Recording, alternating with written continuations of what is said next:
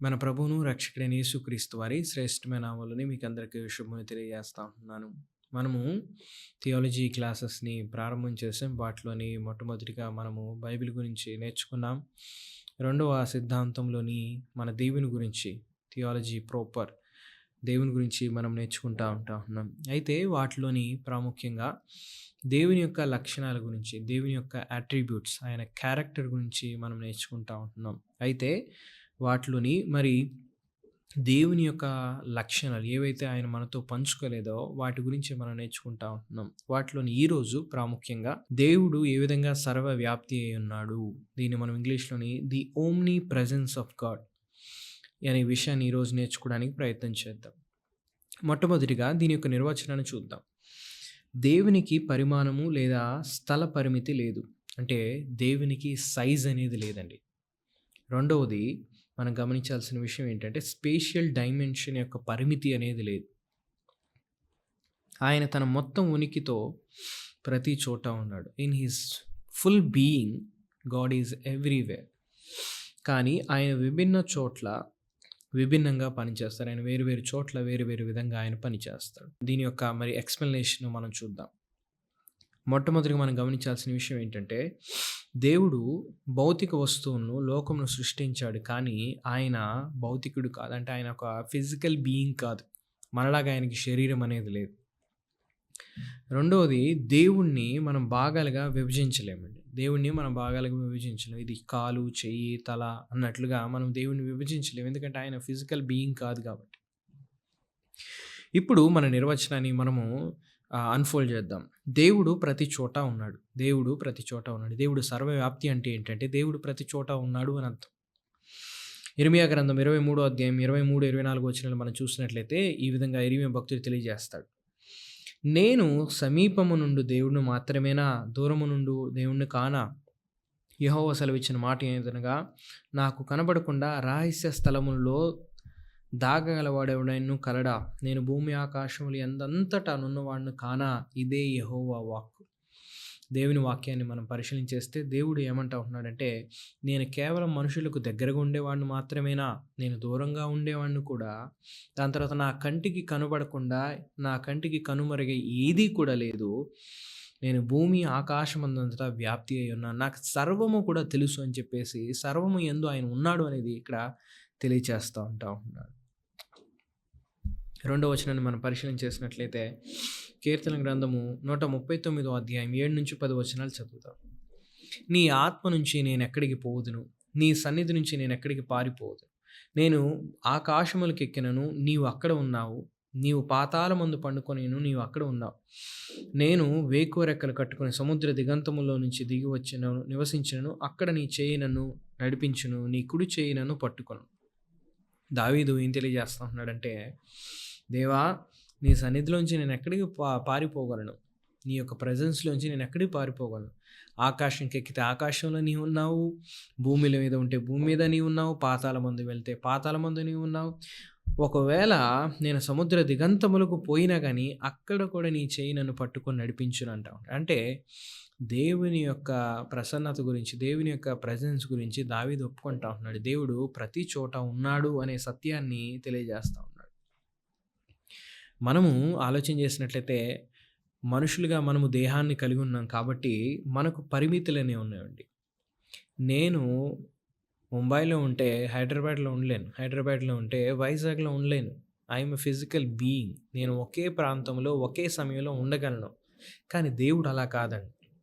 దేవుడు ఆత్మ కాబట్టి ఆయన అన్ని ప్రదేశాల్లోని ఉండగలడు. ఆయన అన్నిటినీ చూడగలడు. ఆయన సన్నిధి అనేది అన్నిటిలో, అన్ని ప్రదేశాల్లో ఉండగలదు. దేవునికి ప్రపంచంలో జరిగే సమస్తం కూడా తెలుసు. ఆయన ప్రతిదీ కూడా చూస్తూ ఉన్నాడు.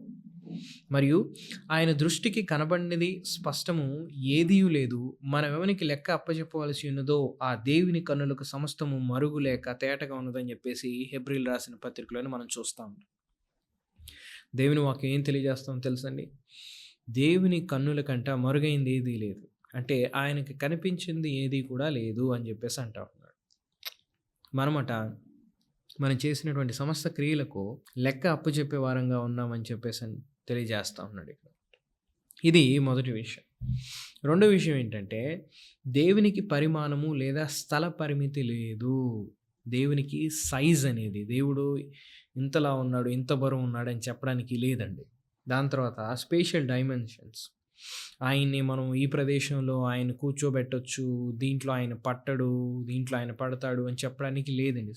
ఆ విధంగా దేవుడు కన్వే చేయబడలేదు. ఆ విధంగా దేవుని గురించి వాక్యం చెప్పలేదు. ఎందుకు ఈ మాట అంటున్నామంటే, సొలొమోను మందిరం కట్టిన తర్వాత ఒక మాట అంటాడండి దేవుని గురించి. మొదటి రాజులు 8వ అధ్యాయం 27వ వచనం. మొదటి రాజులు 8వ అధ్యాయం 27వ వచనం. నిశ్చయముగా దేవుడు ఈ లోకమందు నివాసము చేయడు. ఆకాశ మహాకాశములు సైతము నిన్ను పట్టజాలవు. నేను కట్టించిన ఈ మందిరం ఎలాగు పట్టును. దేవునికి ఒక మందిరాన్ని కట్టాడు. కట్టిన తర్వాత ఆయన చేసే ప్రార్థన ఏంటంటే, దేవా ఈ మందిరాన్ని కట్టినంత మాత్రాన ఇదిగో ఈ మందిరంలో నిన్ను పరిమితి చేయలేము. ఈవెన్ ఆకాశం భూమి అంతా కూడా పట్టజాలవు దేవా నిన్ను కుదించి ఇదిగో దేవుడు ఇక్కడ ఉన్నాడు అని చెప్పడానికి సరిపోదని చెప్పేసి అంటా ఉన్నాడు. అలాంటప్పుడు ఈ మందిరం ఎలాగూ సరిపోతుంది దేవా అని చెప్పేసి చెప్తాడు. రెండవ వచనం ఏంటంటే, అపోస్తుల కార్యాలు 17వ అధ్యాయం 24 నుంచి చదువుదామని. జగత్తు అందలి సమస్తము నిర్మించిన దేవుడు తానే ఆకాశమును భూమిని ప్రభువైనందున హస్తకృతములైన ఆలయంలో నివసించాడు. దేవుని వాక్యం ఏం తెలియజేస్తుందో తెలుసా అండి? ఈ సమస్తాన్ని నిర్మించిన దేవుడంట మనుషుల చేత నిర్మించబడినటువంటి మందిరాల్లోని ఆయనట నివసించాడు. ఆయన్ని మనం కుదించలేము, ఆయన్ని మనం పరిమితము చేయలేము. విగ్రహాలను ఒక ప్రదేశంలో పెట్టి ఇదిగో ఈయన మా దేవుడు ఇక్కడ ఉంటాడు అని చెప్పినట్టు మన దేవుడిని మనం చేయలేమండి. ఎందుకంటే ఒక విగ్రహం అనేది దేవుని యొక్క సంపూర్ణతను, దేవుని యొక్క స్వభావాన్ని చూపించలేదు. మన దేవుడు అంత గొప్పవాడు. ఆయన్ని మనం కుదించలేము. ఆయన ఇలా ఉంటాడని చెప్పడానికి లేదు. ఆయన ఈ ప్రదేశంలో పడతాడని చెప్పడానికి కూడా లేదు. కాబట్టి గమనించాల్సిన విషయం ఏంటంటే, దేవునికి పరిమితి, సైజు పరిమితి అనేది, డైమెన్షన్ పరిమితి అనేది లేదండి. ఇక్కడ మనం ఒక విషయాన్ని జ్ఞాపకం ఉంచుకోవాలి. ఏంటంటే, పాంథిజం అనే ఒక తప్పుడు సిద్ధాంతం ఉందండి. దాన్ని ఏమంటారంటే సర్వదేవతారాధన తెలుగులోని. ఇదేంటి అనంటే, ప్రతీదీ దేవుడు లేదా దేవుడు సృష్టి అంతా ఉన్నాడు అనేది.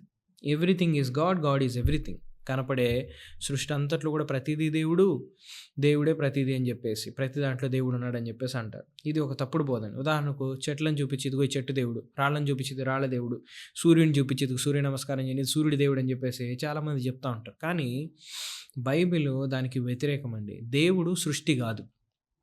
God is out side of the creation. దేవుడు సృష్టికి బయట ఉన్నాడండి. ఆయన చెట్లు పుట్లో లేకపోతే ఇవి కాదండి. దేవుడు ఇది కాదు. God is out side of creation. దేవుడు సృష్టిని అంతటిని కూడా సృజించాడు. హీ ఈజ్ అవుట్ సైడ్ అంటే దేవుడు సృష్టికి బాహ్యంగా ఉన్నవాడు, సృష్టికి వేరుగా ఉన్నవాడు, ఇంకో మాటలో చెప్పాలి అని అంటే. కాబట్టి ఈ తప్పుడు సిద్ధాంతాన్ని మీరు గమనించండి. ప్రతిదీ దేవుడే అనేది ఒక తప్పుడు సిద్ధాంతం. దేవుడు నరకంలో కూడా ఉన్నాడండి. కొంతమందికి ఈ విషయం అనేది కొంచెము కఠినంగా ఉండొచ్చు.